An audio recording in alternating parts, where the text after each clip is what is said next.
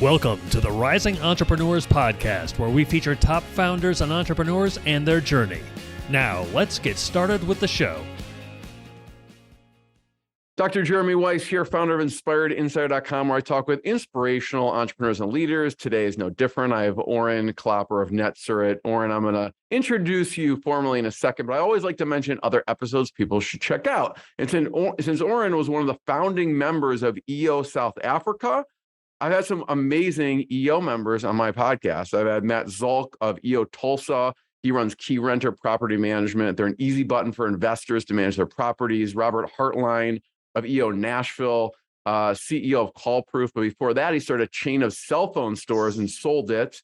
Zach Wilcox of EO Chicago runs Fide Freight. I think he's just a dynamo, super young, and has grown his logistics business. And I've had Vern Harnish on, who started EO and is the author of Scaling Up. So people can check that one out as well. And before I introduce Orrin, this episode is brought to you by Rise 25. At Rise 25, we help businesses give to and connect to your Dream 100 relationships and partnerships. And how do we do that? We help you run your podcast. We're an easy button for people to launch and run their podcast. You know, for me, Orrin, the number one thing in my life is relationships. I'm always looking at ways to give to my best relationships. And I found no better way to do that over the past decade than to profile the people and companies I most admire and feature what they're working on and learn from them, and other people can learn from them as well. So if you've thought about podcasting, you should. If you have questions, you can go to rise25.com. You can email us support@rise25.com. And today I'm excited. Orrin Klopper is co-founder and CEO of Netsurit, which is a managed services provider firm over the last 24 plus years. Or I'm curious, like 24 plus years ago, what this industry and landscape looked like, but he's grown to over 100 people and over $30 million in revenue through acquisitions and organic growth. So we're going to find kind of both sides of those coins.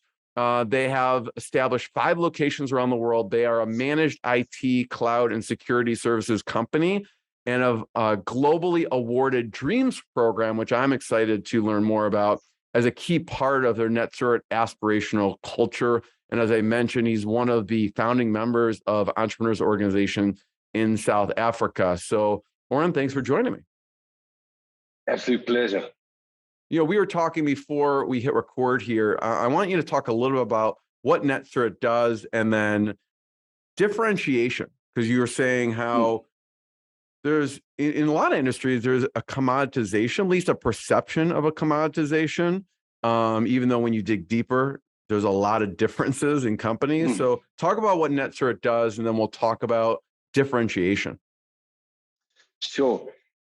You know, if you're an organization of, let's say, between 25 to 1,000 users in your business, either you have an IT function. Either you've outsourced that entirely, or you have an internal department that uses partners to support them. So we either are that IT department, or we augment an internal IT department. Primary skill set sits in the Microsoft space, so deeply certified and qualified from a Microsoft perspective. And we provide core security managed services and support managed services for the infrastructure. And the part that we're the most excited about is our offering called Innovate, which is this new differentiated blue ocean service that we've been delivering into our customer base for about a year. Talk about that for a second. Great. You know, I always look at the dynamic of, or I try and ask myself is, are we really making a difference in the lives of our customers? And I think you do when you deliver a great support service, making sure that their email is working, or making sure that their onboarding is happening seamlessly. You definitely are making a difference, but are you really achieving the level of impact that a technology environment in a business can?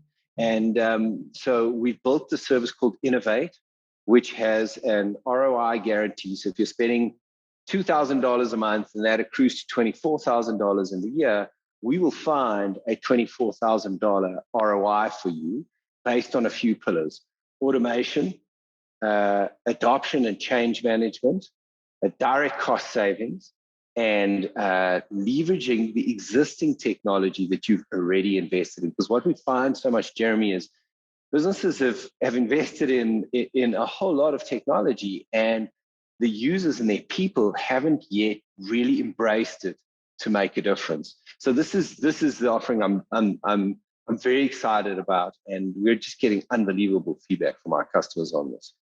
Yeah, it's so true. It's kind of, I picture like the human brain, whatever I don't know what the stats are. We use whatever it is, 15%. But I know there's stuff that we have that I feel like we are using 3% of this, and it does so much more, but we just don't have the time to even, I mean, we're using it for its core function and not exploring all the other ways we can, benefit from it. I'd love to hear, why do people come to you? Because I know people come to you for certain things, and then when they come to you, they realize you do so much more, like you mentioned with Innovate. Yeah. What makes people first come to you? Yeah, look, often it's a breach. They've had a security breach is one reason that customers come to. Another, their current service provider, in the case of an outsourced relationship, is just not delivering and really letting them down. The other is fast growth. So what we've seen with organizations that are growing quickly, they realize how technology can have an impact on their ability to scale, and they know that's not their core business. And how do they find a partner that can help them embrace and make the most of that technology and scale quickly? Those would just be three examples. I'd love to hear about breach. I think I don't know if there is a book about it, but I always picture the good books of like one words. Like yours would be breach. And then you probably some crazy stories about what's happened. I know you probably can't share the names of the companies. Are there any that stick out that you just from a higher level perspective, what have you seen when someone gets breached? No, it literally can bring a business to its knees. So I'll give you one example. We had a customer that was breached. Long story short, we'd made a recommendation that various offices around the VPN technology that they used, they didn't have it in their budget now, so we got a rental option to buy time. And without getting too technical, those secondhand devices provided an opportunity for the hackers to get in. And they got in, leveraging ransomware. And Jeremy, I cannot tell you how professional they were. They told us that they had like fully documented letters. We're going to turn this into an opportunity for you to learn from this, et cetera, et cetera. And so anyway, we went through a long process. Obviously, it made huge changes, but this literally brought this business to its knees for a short period of time. Another example was really quickly on that, Orrin. Were there threats asking for money? What were were they asking for? They were asking for Bitcoin. Yeah. I think each Bitcoin now, I don't know when someone's listening to this, they are probably hovering around $20,000. So I don't know how many they were asking for, but that's not a cheap ask. No, and what blew me away, Jeremy, was just how, I mean, it's not professional to do anything illegal, but it was run like a business. You could see they were very bright, very well thought out, very, structured. I mean, it was, so that's a more sophisticated one. But the simplest examples are simply a user clicking on an email, and where someone masquerades. So, give you an example. Customer of ours has a customer. The customer is due to pay them 2 million euros. Okay, the hackers masquerade as someone from our customer saying, "Please pay it into this account." And so there's no. All it is it's just a user that has been potentially fooled. Because you can have all the security in the world, but if your users are not actually understanding that you need to really be circumspect of any email that's asking for those types of details, And the 2 million euros actually was transferred, but they ended up having a relationship with one of the large banks. They were able to get it reversed. So fortunately, it didn't have the impact that it could have. But it can happen to anybody. And probably the biggest category of awareness outside of the hygiene and fundamental core security elements is educating your users. And there are various ways of doing that. It's not, Orrin, I told you so conversation you want to have with someone. Well, it's not in the budget now, and then it gets breached. And it's like, well, you don't want to say I told you so, but at that point, it's kind of apparent. No, and what does happen, unfortunately, is that the customer is so overwhelmed and stressed, they can tend to take it out on their managed services or their IT partner. But we throw the cavalry in, and we don't even get into that. We do every single thing we can to mitigate the impact and to learn from it and to close those gaps. And we've not lost a single customer that has had a breach, because in any service industry, any B2B business, that those difficult times are when you build the deepest and strongest relationships. And we've managed to come out of those much stronger. Yeah. From that perspective, the person who had that threat and they were really professional, what is best practice to respond to that threat? Because I'm sure that they were completely overwhelmed, up in arms, and some people may just think this is going to go away also. Yeah. So to share some of the sort of learnings that we've and approaches that we've taken. Number one, you don't pay, which is controversial. And people, might say, well, I don't pay, because we think that's a slippery slope, because you can't pay. And then, it depends on what they have been able to gain access to. Number two is do everything you practically can in the short term to close the gap between what allowed them to get in and how you can shore that up as soon as possible. And a big piece of that we've seen is also user education. Those probably be the two key points. Yeah. Talk about, with growing the company, the landscape when you first started. Okay, for a second. What was it like first started? And then I want to talk about with what point did you institute kind of a growth through acquisition strategy? Okay, great. So what was it like when you first started? So we first started there, it was Y2K. It was kind of we first started the business officially in 1997, entrepreneurially in 95. But leading up to 1999, most SMB businesses, small and medium enterprises, were being absolutely exploited by IT service providers. And so there was a huge opportunity to go in there, be honest, be transparent. This is really what you need.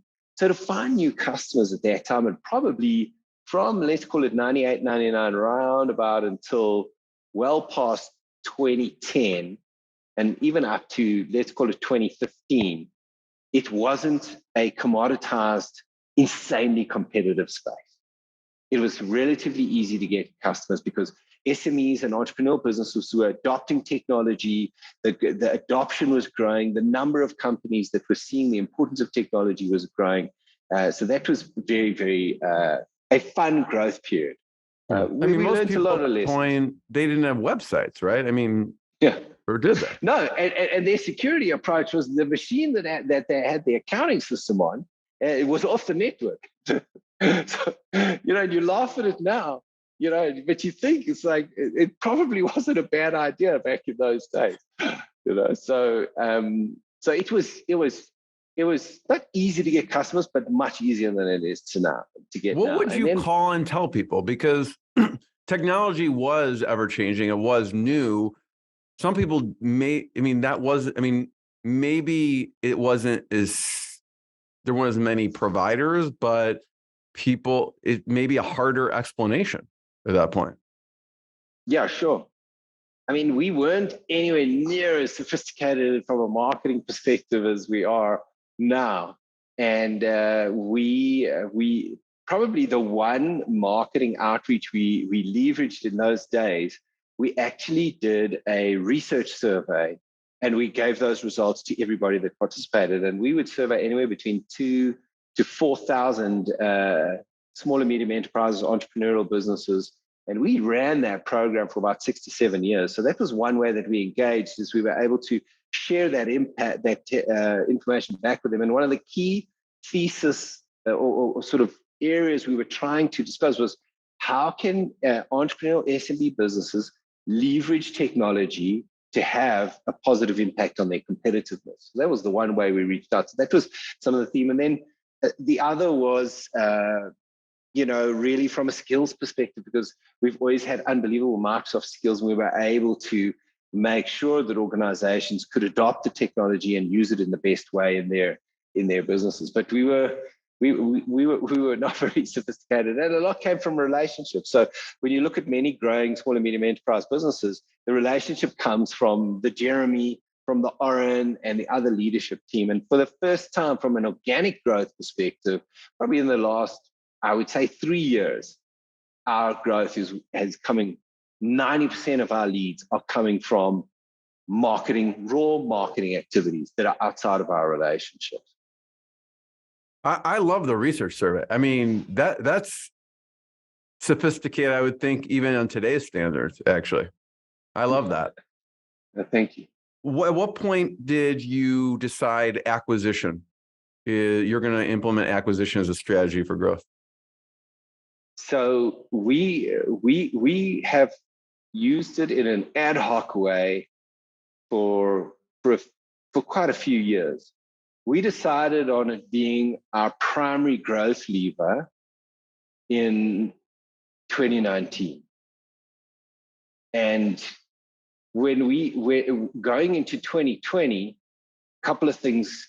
So we have quite a mature strategic planning process. So at the end of 2019, so in September, October, we kick off strategic planning. We could see our organic growth was in a hole. It was bad, like really bad. And then we saw the pandemic coming as we went into 2020. So now we've got organic growth in a hole with the pandemic coming, and we don't know what impact this is going to have. So we just aggressively attacked. We went through the most vicious cost cutting we've ever done, bar nothing. And we did two things with that cost cutting. 50% we put back into profits and cash flow, and the other 50% we put into something called a growth and innovation fund. So for the first time in a while, I had a whole lot of budget. And we retained a buy-side advisory firm from an acquisitive growth perspective. Over that period, over the last 3 years, we've increased our organic marketing spend 5 times. We spend 5 times more now than we did 3 years ago. And we invested heavily in acquisitive growth. And in 2020, 2021, we were able to conclude 3 deals and made some mistakes, some serious learnings. And we have 3 other deals in the pipeline right now. And this is one of our primary growth levers. What do you look for? Let's say someone's listening. Or they're like, sure. Actually, we fit perfectly, or we should contact Orrin and talk about a deal. What do you look for? Sure. We're in the space anywhere between, let's say, $3 to $8 million in revenue. We're looking for organizations, MSPs, that have 60% or more recurring revenue, at least a 10% EBITDA. And we're looking for entrepreneurs that deeply value their people, deeply value the relationships they've built with their customers over the years, and are looking for another chapter in their entrepreneurial journey. Because our approach is we want to keep the key leaders. There might be 2 or 3 key leaders and one wants to exit, but we want to keep the key leaders, because the greatest limitation to rapid growth is access to highly talented leaders. And we know that part of the acquisitive growth is for us to bring those leaders along with us on this journey. I mentioned there's 5 locations around the world. Do you have a preference of geographical location Yes. of those deals? Yeah, primarily in the US. Got it. That's great. And then how long do they take typically? I know they may vary, but from when you discover a company to finalizing a deal, is there an average? So maybe just to highlight a couple of steps in the process, just to give clarity. So initially it's a relationship building where very few numbers are exchanged. It's just get to know each other. Is there actually a fit? Then at some point in that process, so let's call that, I mean, I've done that as long as 3 months or as short as a month, where the chemistry is just right and the timing seems right.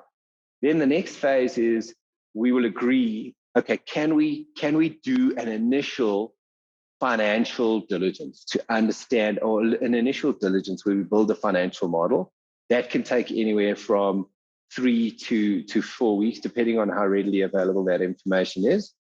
Then we draft an LOI, a letter of interest. And the way we do the LOI is it's actually exactly what the purchase agreement would look like, so that there are no surprises in that space from signed LOI to the purchase agreement. And typically, so that process, so it might be anyway, let's call it 3 to 6 weeks to do that initial financial model. Agree the LOI can be another 2 to 4 weeks. And then from LOI to close can be anywhere from 2 months to 4 months. Mm-hmm. What's one learning? Because I'm sure in this process, do 1, 2, 3, 4, 5, you bring your learnings to the next scenario. What's one learning that you wish you knew in the first couple deals? Oh, that's a great question. In the beginning, we don't want to talk about numbers, but also we want to be respectful of each other's time. And at some point in that initial kind of connecting and relationship building, just get a high level view of are you roughly realistic from a valuation perspective? So that's one thing. There have been a good few times where I've just had such amazing chemistry and we're loving chatting to each other and feeling inspired from sharing learnings. And then we kind of get to the numbers discussion. They're literally expecting 3 times what is realistic based on the market. So I've wasted their time and I've wasted. Their expectation was higher as far as evaluation goes. Yes. That's hard to know without that conversation, though. For sure, it's hard to know, but I mean, just to give you context, I mean, depending who you talk to, there are between 20 to 40,000 MSPs just in the US alone, and there's been enough deals done and enough understanding to be able to say this is really kind of what a fair ballpark looks like. And then the other learning that is difficult to balance is how do you get a deeper insight into the culture of the organization without alarming the people of that organization. So I'm an entrepreneur, and Netsurit is approached to buy my business. Now, I don't want to go and just tell all my people that we're considering selling the business, and next thing Netsurit comes in, asks all sorts of questions, and then the deal's off. So balancing that dynamic, because what we have found is without being able to speak to more than just who we're dealing with, it's hard to ascertain from a culture perspective. So we've worked out some ways of learning from that. But I think the one thing that any entrepreneur can do is just to be able to say to their people, look, it might not happen now. It could happen in 3 years or 4 years, but I am at some point going to look on bringing a partner to take us to the next chapter of our journey, so that when there is that type of discussion, you can go a little bit deeper. And then, yeah, I think the other piece that we've seen again and again is really, for me, is a growth mindset. And it's a challenging dynamic to be able to measure that, because it's being able to put ego aside as a leader and adopt a growth mindset to be able to say, you know what, I used to do things like this, and now I'm going to think like one business, and we're going to do things in this way, and being able to put the ego aside.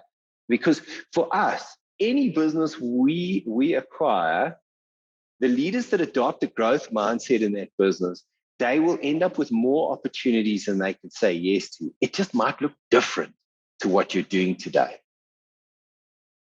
Yeah, and I love the verbiage what you said there, which is bring on a partner. It just sounds less, I'm going to lose my job, right? Like if you say we're going to be purchased, there is a acquisition, bring on a partner, which is, it just is for the leadership team. And I love the podcast Built to Sell, and he talks a lot about this. How do you tell your team? Because you're gonna have to tell them at some point. When do you tell them, and that kind of thing. So there's some good episodes there on that. And maybe to talk from my own examples, so I used to see the private equity space, Jeremy, as the axis of evil. They're going to come in, they're going to fire everybody, they're going to ruin the culture, et cetera, et cetera. So, but there are almost 60 private equity firms that are focused on the MSP space in the US. 60. So that is a huge economic force. So to ignore that would just be absolutely crazy as an MSP. So we're privately held. We have no private equity partner. But at some point, we are going to bring on a private equity partner. But what I have done is made sure I deeply understand it. So of all the books and articles and things I've read, probably the one that kind of started me sort of saying, okay, private equity isn't all that bad is a book by, it's more like an essay of about 120 pages by Orrin Klopper. I think it's called Lessons for CEOs from Private Equity. And then that kind of made me think, okay, there's something here. And then I read Adam Kofi's book, Private Equity Playbook. So Adam has done 58 acquisitions. He was the CEO of 3 private equity-backed businesses. And he was never, ever from a private equity firm, but he literally led those businesses with multiple private equity owners. And so what we've done is we've retained him as an advisor, and we are saying to our people now, and we have no private equity deals that we're considering, and it's not yet the timing for us. We're saying this is going to happen. At some point, we're going to bring on a growth partner who's going to be able to help us execute on our growth strategy. I love that. So who is the author again? Adam Kofi, Koffey. He's also done another book. Both of them are Amazon bestsellers, The Exit Playbook. Cool. Check that out. Just the most down-to-earth guy, and he makes it simple and easy to understand. Love it. How do you protect culture? You bring on these other companies. You have a lot of people, integrating into Netsurit. How do you protect culture? So the one book we read called Scaling Up Excellence, and there was a concept they spoke about in there of, excuse the religious terms, it's Buddhism versus Catholicism. It's almost, and the idea of what do you want to prescribe in the business that you buy, and is non-negotiable and dictate in almost an authoritarian way, and what is less prescriptive and more, this is the core philosophy and concept, these are the values, and the rest we leave flexible.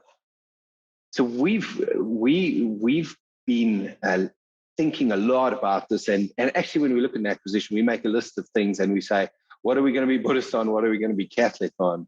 And literally taking that. So we want to protect the soul of that organization.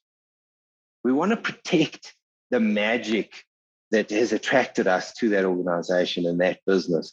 And culture is actually not something that can be performance measured. It's not something that can be disciplined unless you get to a value side where it becomes pretty black and white. It's more of a community dynamic. And that community dynamic is so sensitive. So we employ various tactics to protect that. But probably the primary one is keep the great managers and leaders. Wherever we can do that, because I think a whole lot of a good culture lives in those great managers and leaders. And then our dreams program. We bring our dreams program in. But that's another discussion where you won't believe it, sometimes it's perceived negatively.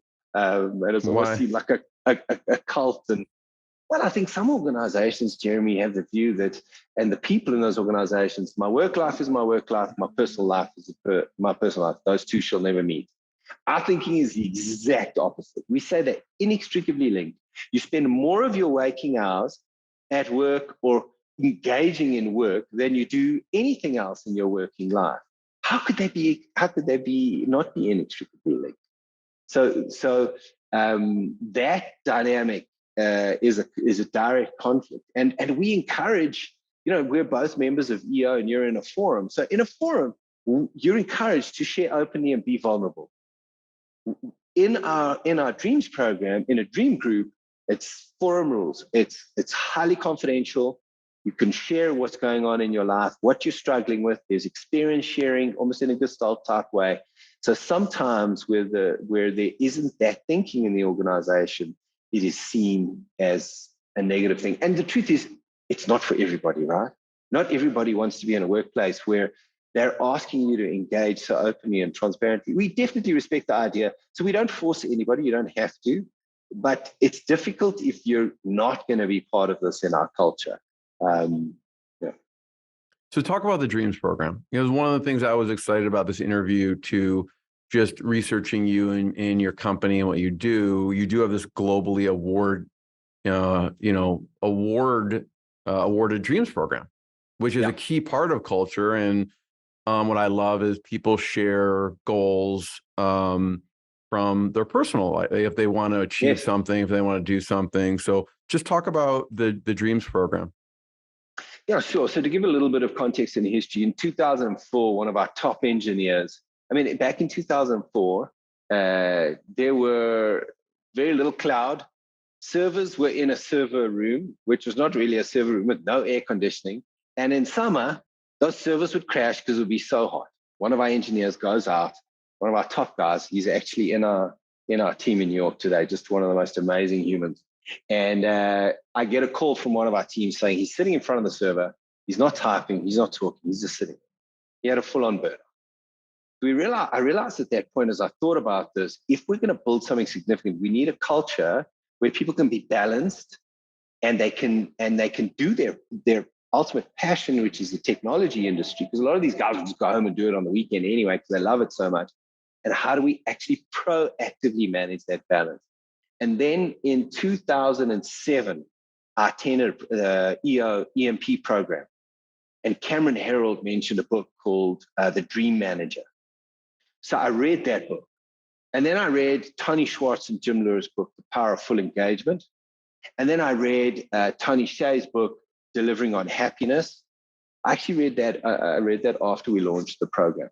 And essentially, we launched the program in 2008.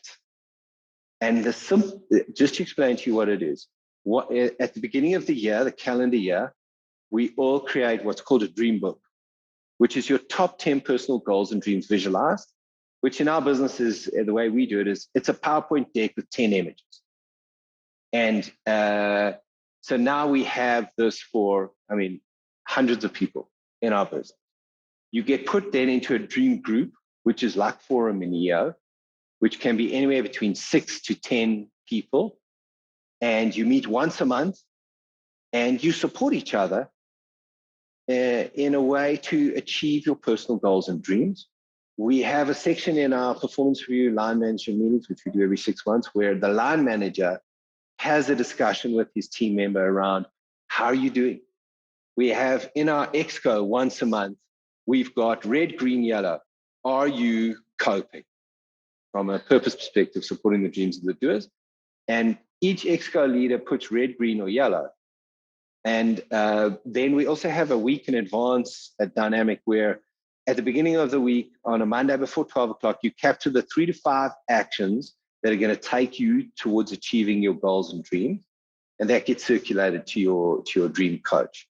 And that's really how far we go. There's so much to goal setting and achieving the micro details, but we just want to light the fire and nurture it and create a safe space in our culture for people to talk about what they really want in their lives and to openly pursue it. Like, we've had people resign because of the Dreams program because they realized this is not what they wanted to do.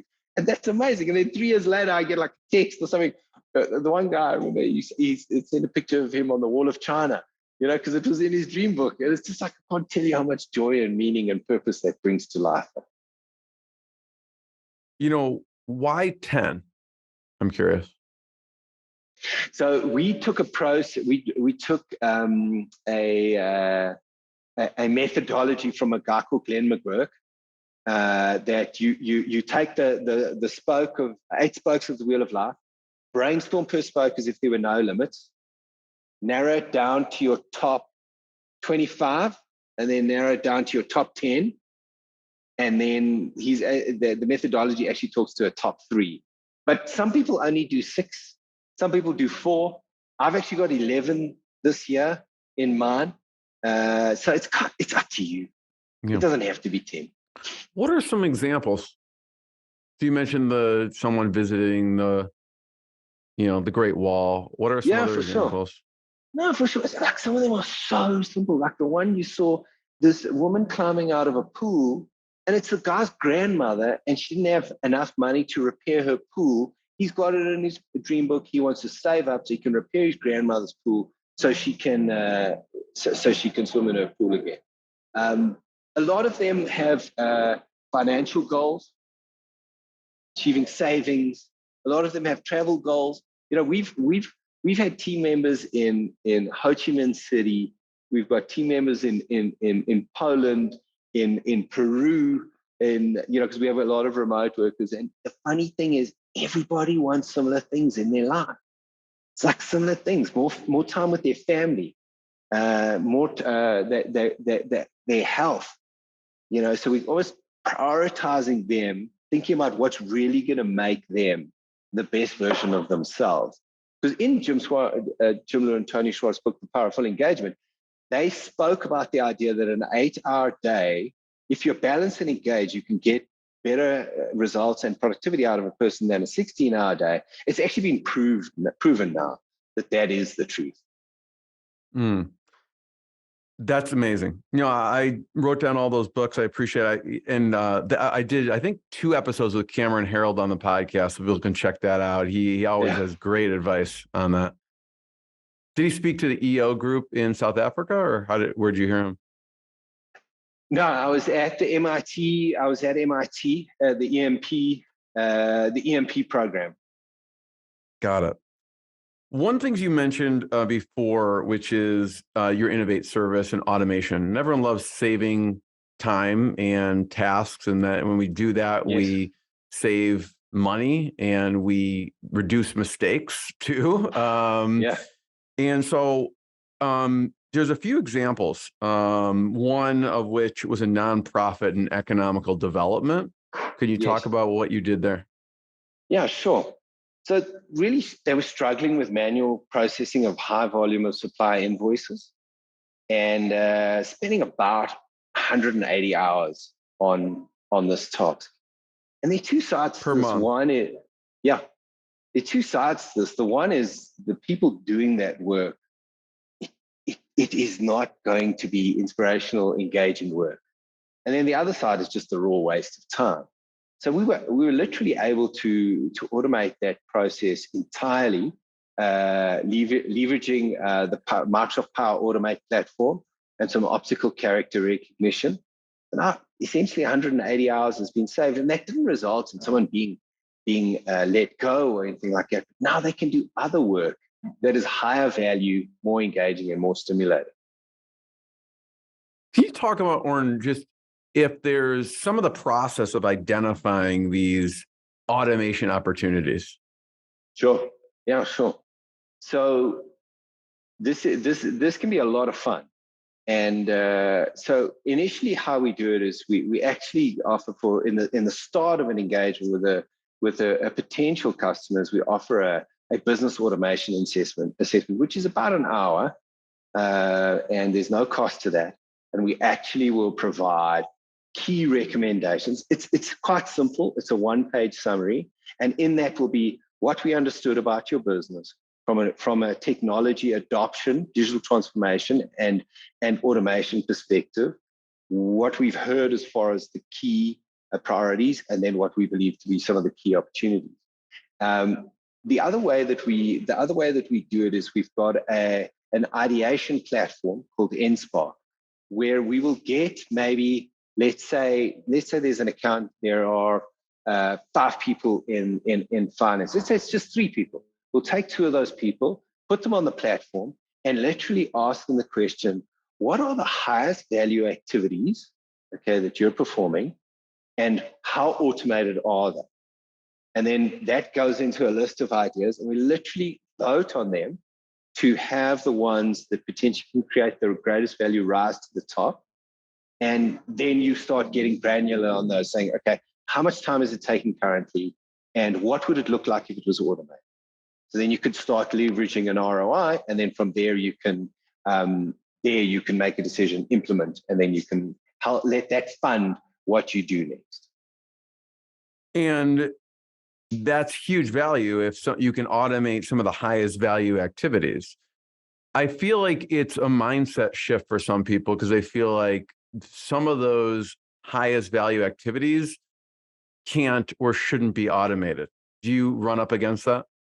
For sure, without a doubt. And it's a deep change management exercise that has to take place so that those team members and potentially leaders in the business feel comfortable. The tough reality is the opportunity that digital transformation in a business represents. You never arrive there. It's perpetual. You need to be thinking like this as a business leader in an organization all the time, because it will always change and there will always be new opportunities. And the way to deal with some of that resistance is if the key leaders are adopting it and embracing it, then it almost becomes ingrained in your culture. And it almost becomes an embracing of a growth mindset. And what you're doing is you're leveraging technology to achieve it. And the bottom line is that a lot of SME entrepreneurial organizations are paying for that technology already. And this additional 20, 30, 40, 50% of value can be realized without even spending any more. They literally just need to adopt and embrace what they have. Yeah. Because I could see you, Orrin, you're like, oh, you know what? You have this 180 hours a month that can be automated with these invoices. Like, Orrin, that can't be automated. I mean, we've been doing it like this for 7 years or whatever, 10 years, right? And it's a mindset shift as well. There was another company, you worked with, a financial services company. What did you do there? That's right. So, yeah, again, it was some really highly skilled team members who were just manually capturing and transferring tax return records from cloud-based tax and accounting solution, CCH Access, to SharePoint Online. And it was just wasting, this ended up being about 40 hours a month, 40 to 50 hours a month. And just leveraging the technology that they had, we were literally able to automate that entire process. Amazing. I have one last question, Orrin. Before I ask it, I want to point people towards netsurit.com to learn more about what you do, netsurit.com. Learn more about their company and what they're doing there, and check out more episodes of Inspired Insider. Last question, Orrin, you mentioned already some treasure trove of resources, books, people. Yes. So I want to do just a quick recap of that, and then any others that you want to mention. You mentioned For sure. Adam Coffey. You mentioned Cameron Herold. You mentioned Delivering Happiness. You mentioned The Powerful Engagement. What are some, and The Dream Manager. What are some other ones that people should check out? People or books? Yeah, for sure. An iconic piece that still I always think about when we look for differentiation as entrepreneurs. I think we have to ask ourselves this question: is the Blue Ocean Strategy. I still believe is one of the most powerful strategy books I've ever read, and just one of Gallup's really most powerful books that still today I believe stands the test of time, which is First Break All the Rules by Marcus Buckingham. And they literally surveyed 80,000. I mean, it's 80,000 companies and over 1 million staff. I went and actually looked at their site. It's over 2 million now. And the deduction they came to is one thing: the relationship And loyalty in organization lives in your line manager, who your manager is, not the company. And then they came up with 12 questions that just talk about engagement. And then, just some iconic ones that just talk to our operating system and values, built to last, good to great, by Jim Collins. And probably the last space, just a couple in here that are just so powerful. When you look at successful organizations and successful people, you've managed to harness habits, because habits are the bedrock that results in us in achieving what we want in our lives and in our careers. And two of the best pieces of work there are Atomic Habits for me, and then Charles Duhigg's book, The Power of Habit. Those are just phenomenally interesting books that I've learned so much from. Yep. I love it. Orrin, I want to be the first one to thank you. And I remember listening to that Marcus Buckingham book on audio cassette in my car numerous times. So that is one of my favorites as well. So for people listening, don't know what an audio cassette tape is. It's this square thing. Anyway. But everyone check out netsurit.com. Check out more episodes of Inspired Insider. And Orrin, thank you so much. Thank you, Jeremy. Thanks for listening to the Rising Entrepreneurs Podcast. This episode is powered by Rise 25. Please subscribe and check out future episodes.